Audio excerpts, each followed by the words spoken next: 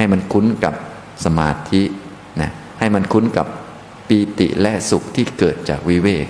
องค์มรรคทั้ง8นี้ต้องเสพนะหมายถึงทำให้มันคุ้นเคยทำให้คุ้นกับสัมมาทิฏฐิทำให้คุ้นกับสัมมาสังกัปปะทำให้คุ้นกับสัมมาวาจาตอนนี้ก็มาทำให้คุ้นกับสัมมาสมาธิอย่างนี้พอเข้าใจไหมครับเนี่ยซึ่งจะทำได้ดีต้องมีสัมมาสติมีสติเนี่ยจะทำได้ดีฉะนั้นองค์มรรคเนี่ยจะเชื่อมโยงต่อกันมาอย่างนี้นะครับนี่สงัดจากกามสงัดจากอกุศลธรรมทั้งหลายทีนี้ก็ไปทำให้มีปีติและสุขที่เกิดจากวิเวกทำขั้นไหนก็ได้ในเบื้องต้นท่านก็ระดับขั้นที่1ก็เป็นเข้าถึงปฐมฌานที่ยังมีวิตกมีวิจารมีปีติและสุขที่เกิดจากวิเวกอยู่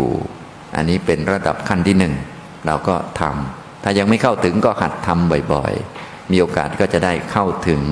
ส่วนจะเข้าถึงเมื่อไหร่ก็ไม่เป็นไรนะถ้าสูงกว่านั้นก็วิตกวิจารดับไประงับไปสามารถที่จะเข้าถึงทุติยฌานมีความสุขที่เกิดจากสมาธิจิตใจสะอาดปลอดโปร่งมีความตั้งมั่นเป็นหนึ่งหรือตติยฌานจตุตฌานก็ไล่ไปตามลำดับของการเข้าถึงเนี่ยอย่างน้อยคือให้รู้จักสงัดจากกามคุณถ้ารู้สึกว่าเราวันๆเนี่ยติดข้องกับอันนั้นมากติดข้องกับอันนี้มากต้องมาคุยอยู่เรื่อยอดไม่ได้ต้องมาเปิด Facebook อยู่เรื่อยถ้าไม่เฟซรู้สึกว่าคนอื่นเขาจะตายแล้วฉะนั้นเราต้องอย่างนี้ไม่ไหวต้องโทรไปคุยไม่งั้นไม่ได้คนอื่นก็จะตายจริงๆใครจะตายเรานั่นแหละจะตายมันไม่มีความสุขกับตัวเองแล้วอย่างนี้ไม่ไหวแล้วนะบางคนเขารู้สึกว่าถ้าไม่ส่งข่าวเนี่ยก็กลัวเขาจะเป็นห่วงอาจารย์ก็ต้องส่งข่าวจริงๆเขาไม่ห่วงเราหรอกเรานะมันจะตายเองนะฉะนั้นให้ท่านทั้งหลายให้หัดนะต้องหัดอยู่กับตัวเองอย่าไปห่วงคนนั้นคนนี้มากนะถ้าจะห่วงใครอะไรใครจะโทรไปหาใครก็ต้องมีปัญญาถามความเห็นของเขาสักนิดหนึ่งอย่างเราเป็นคุณแม่อย่างนี้ก็ห่วงลูกโทรอยู่นั่นแหละ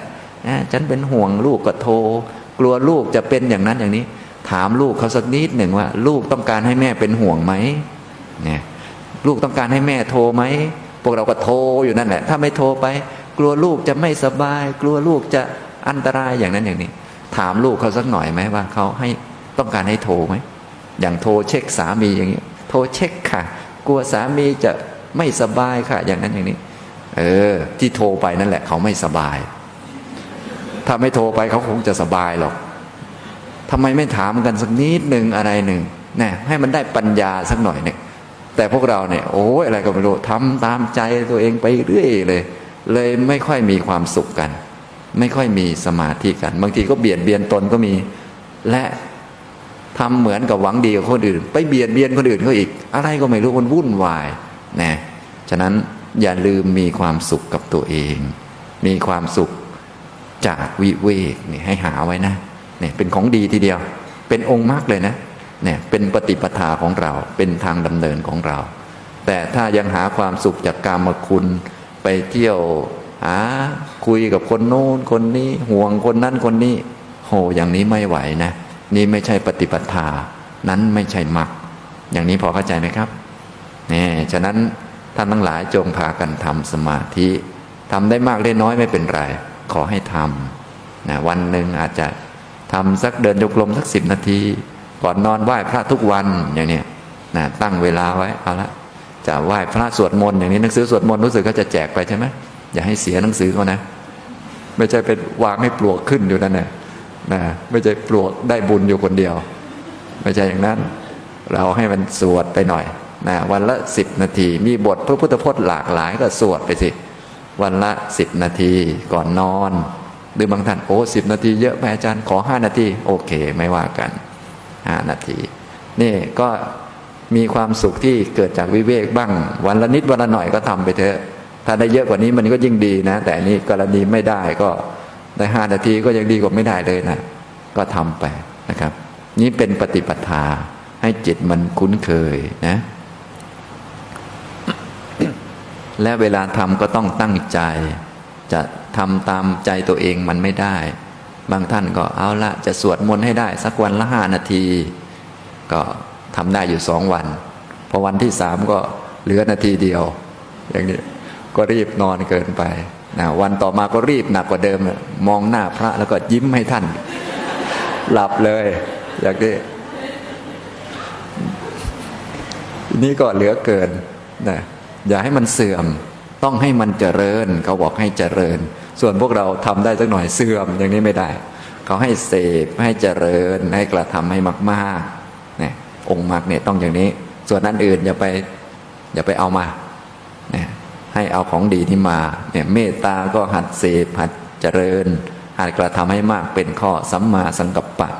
นะสมาธิกรรมฐานก็หัดทำฝึกหัดนะอย่าให้จิตมันติดกามคุณอย่าให้จิตมันติดนั่นติดนี่เพราะการติดนี่พวกเรามีกันอยู่แล้วฉะนั้นต้องหาเวลาฝึกหาเวลาหัดอย่างหลายท่านมาปฏิบัติในที่นี่ก็4 คืน 5 วันเนี่ยมาที่นี่ก็รู้สึกว่าทานแต่อาหารเจอาหารมังสวิรัตินะตอนนี้ก็วันสุดท้ายแล้วก็ชักน้ำลายไหลแล้วนึกถึงน่องชาวบ้านเขาคือน่องไก่นั่นเองเนี่ยบางพวกก็ติดเหลือเกินติดแงกทีเดียวติดอะไรติดน่องชาวบ้านเขาบางคนก็ติดตูดไก่อย่างนี้โอ้ยได้กินตูดไก่แล้วสวรรค์แล้วก็ว่าอย่างเงี้ยโอ้ยอย่างนี้มันโง่บรมเหลือเกินนะฉะนั้นอย่าไปขนาดนั้นอาหารต่างๆไก่เขาก็รักขาของเขาเหมือนกันแหละฉะนั้นกินขาเขาก็กินสำรวมระวังน้อยแล้วก็รู้จักอุทิศส่วนกุศลให้เจ้าของขาเขาหน่อยไม่ใช่น้ำลายยืดอยู่นั่นแหละเรื่องคิดตัวเองประเสริฐเหลือเกินอย่างนี้มันไม่ประเสริฐมนุษย์ของเราเนี่ยจะประเสริฐก็ประเสริฐด้วยการฝึกหัดด้วยการมีปัญญาด้วยความรู้สำรวมระมัดระวังเนี่ยเห็นไหมก็ไม่ได้ห้ามหรอกแต่อย่าไปลุ่มหลงเกินไปอะไรเกินไปเนี่ยอย่างนี้พวกเรารู้สึกว่าจะลุ่มหลงทางโลกกันมากลุ่มหลงกามคุณกันมากจิตมันไม่สงัดนะฉะนั้นต้องให้มันสงัดจากกามสงัดจากอกุศลธรรมทั้งหลายอันนี้เป็นเบื้องต้นของการทำสมาธิเป็นปฏิปทาของพวกเรานะจะดูลมหายใจเข้าออกก็ได้จะดูผมขนเล็บฟันหนังเนื้อเอ็นกระดูกจะพุทโธหรือกรรมฐานอื่นๆมีมหาศาลเลยมากเหลือเกินตามสบาย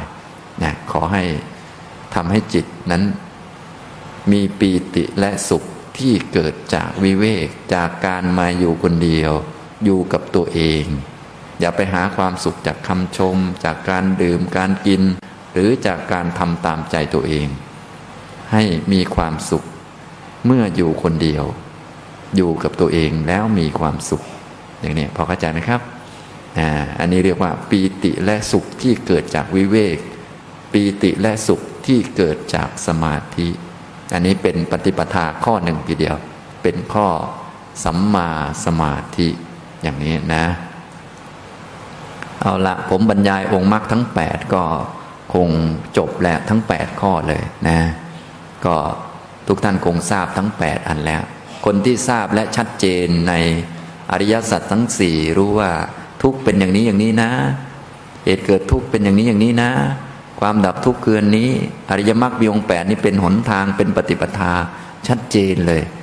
แต่ว่ายังทำได้ไม่เต็มนะแต่ชัดแล้วนี่จะได้เป็นโสดาบันพวกท่านชัดกันหรือยังเนี่ยฟังอาจารย์มาชัดแล้วชัดแล้วเกือบชัดแต่พอออกไปนอกห้องลืมอีกแล้วจึงต้องมีหนังสือไว้ต้องจดไว้แล้วต้องเอามาใส่ใจด้วยนะให้มันชัดในใจเราเนี่ยว่าต้องงดเว้น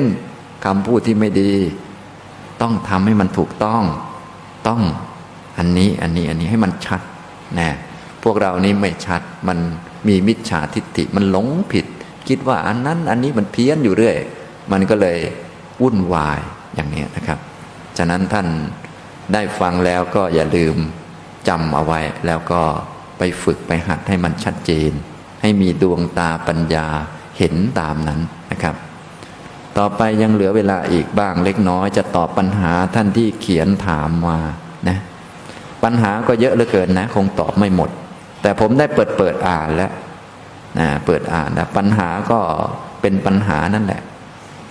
เป็นอย่างที่มันเป็นนั่นแหละนะก็โดยส่วนใหญ่แล้วปัญหาก็จะมีสองขั้วหลักๆด้วยกันขั้วที่หนึ่งก็เป็นเรื่องเกี่ยวกับกรรมเกี่ยวกับบุญกับบาปซึ่งผมได้ให้ดูที่ผมเคยบรรยายไว้แล้วเรื่องกฎเกณฑ์ของกรรมเนี่ยท่านก็คงได้ฟังมาบ้างแล้วนะในปัญหาส่วนใหญ่อันนี้ก็เป็นปัญหาแบบที่เราอยู่กันในโลกเนี่ยมันเกี่ยวเนื่องกับเรื่องกรรมเรื่องผลของกรรมเรื่องบุญเรื่องบาปจึงเป็นเรื่องที่น่าสงสัยเหมือนกันนะแต่ให้เข้าใจย่อๆอย่างนี้ว่าเรื่องของกรรมนี้มันอยู่ที่เจตนาอยู่ที่ความตั้งใจจงใจของเราถ้าตั้งใจดีตั้งใจเจาะจงที่จะทำสิ่งดีงามทีนี้คำว่าดีก็ต้องไปดูว่าดีคืออะไรบ้างอีกต่อหนึ่งนะตั้งใจที่จะทำสิ่งที่ดี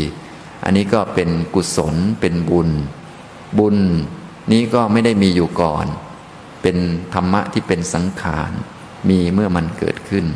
มีบุญเมื่อบุญมันเกิดนะบาปก็มีเมื่อบาปมันเกิดอยู่ที่เจตนาความตั้งใจจงใจเจาะจงที่จะทำไม่ดีมันก็เป็นบาปเป็นอกุศลนะอันนี้คำถามก็มีเยอะเหมือนกันหลายท่านก็ถามเรื่องเป็นบาปเป็นอะไรตั้งแต่ฆ่าพยาธิในร่างกายนี้บาปไหมอย่างนี้อันนี้ก็คิดมากจนชักจะเป็นบ้าเป็นบอไปแล้วนะเวลาเรารักษาร่างกายก็ดีอะไรก็ดีเนี่ยปกติเราก็ไม่ได้คิดจะฆ่าอะไรใครหรอกปกติเราก็คิดจะรักษาร่างกายให้มันดีในเจตนาของเราเนี่ยที่เรากินยาลงไปเนี่ยปกติไม่ได้คิดจะฆ่าใครปกติก็คือจะรักษาร่างกายให้มันแข็งแรงแต่ว่าด้วยการรักษาร่างกายให้แข็งแรงนี้ก็ต้องมีสัตว์ต่างๆตายบ้างอะไรบ้างอันนี้เป็นเรื่องธรรมดาอย่าพูดให้ลึกซึ้งเลยเอาแค่ง่ายๆเนี่ยแค่เราอาบน้ำอย่างนี้ก็มีสัตว์ตายเพราะเราไปเยอะเหมือนกันนะแค่เราไปถ่ายอุจจาระเนี่ยเชื่อไหมมีสัตว์ตายเพราะเราไปหลายตัวเหมือนกันเพราะอะไรเพราะมีสัตว์อยู่ในก้อนอุจจาระเราและที่มันอยู่ได้เพราะอุณหภูมิในร่างกายพอดีทีนี้พอถ่ายออกมาปุ๊บร่างกายอุณหภูมิไม่ได้มันตายเยอะฉะนั้นถ้าไม่อยากฆ่าสัตว์พวกท่านอย่าขี้นะโอ้ถ้าคิดขนาดนี้คงไม่ได้ทำอะไรหรอกชาตินี้ฉะนั้นแบบนั้นมันเกินไปคิดแบบนั้นจะเป็นบ้าเอาคงจะเดินไปไหนอะไรไหนไม่ได้เลยเพราะเดินไปก็ต้องเหยียบคอมดอะไรอีกโอ้โหอันนั้นอย่างนั้นขับรถไปไหนก็ไม่ได้เพราะขับรถบางทีก็ไปเหยียบสัตว์ตายอะไรตายบางทีแมลงมาชนตายอีกอย่างนี้คงทำอะไรไม่ได้แล้วไม่ได้เด็ดขาด